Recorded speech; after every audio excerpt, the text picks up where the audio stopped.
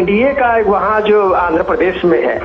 वो, और इस भीड़ को जब आप इस रोड शो में इस उमड़ती हुई भीड़ को आप देखते हैं तो आपको यकीन मानना पड़ेगा कि 2019 में जो वाईएसआर कांग्रेस पार्टी का जगनमोहन रेड्डी के कम से कम 22 शायद, जहां तक मुझे याद है, जी 22 लोकसभा से जीत के आए थे और सिर्फ 3 जो है टीडीपी के सांसद वहां से आए थे जी। और आज का ये नजारा आप जब देखते हैं, पवन कल्याण भी एक बड़े स्टार है वहां से, और कम से कम आप ये तो मानना पड़ेगा कि चंद्रबाबू नायडू का जो जितना ही देर का टेन्योर आंध्र प्रदेश में रहा हो, लेकिन उन्होंने एक छाप छोड़ी थी आंध्र प्रदेश के पॉलिटिक्स में, और सबसे एफिशिएंट चीफ मिनिस्टर के रूप में माने गए थे, और एक टेक्नोलॉजी के रूप में वो एक तरह से उन्होंने एक बहुत अभिनव प्रयोग किया था। तो एडमिनिस्ट्रेशन को लेकर चंद्रबाबू नायडू की छाप तो रही है, लेकिन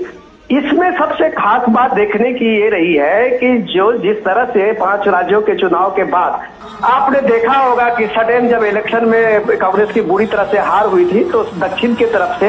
यह एक स्लोगन गढ़ा गया या नैरेटिव गढ़ा गया कि बीजेपी उत्तर भारत की पार्टी है जी। आज उस नैरेटिव का जवाब देते हुए जब विजयवाड़ा के इस रोड शो को आप देखते हैं तो शायद उनको मानना पड़ेगा कि नरेंद्र मोदी का एक्सेप्टेंस पूरे भारत में है। और ये भारत की बात जब आप कहते हैं तो आप दक्षिण के जितने भी स्टेट में ये स्टेट के साथ साथ बड़े शहरों में जब रैली हुई है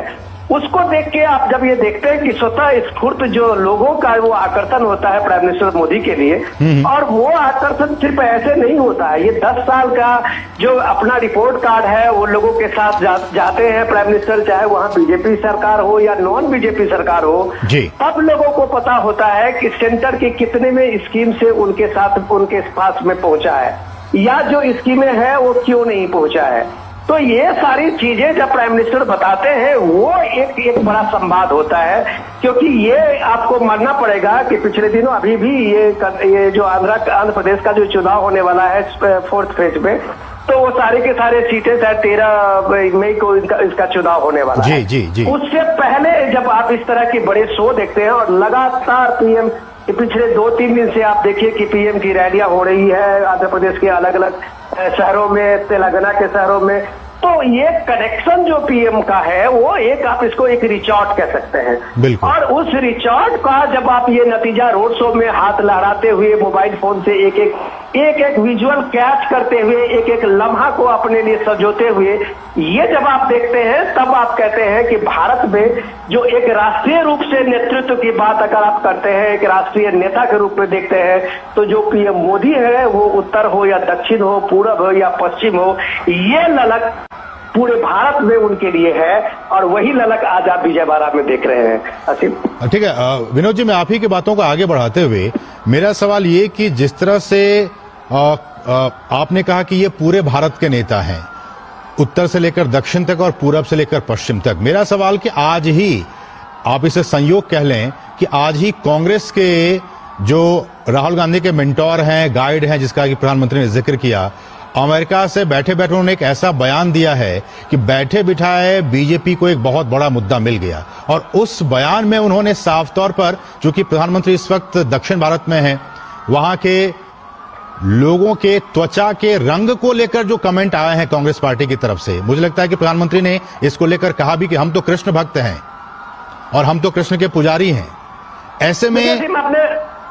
आपने बढ़िया सवाल किया है, और इस सवाल को समझने की ये जरूरत है कि सैम पित्रोदा ने सिर्फ कांग्रेस के उस विचार को शब्द दिया है।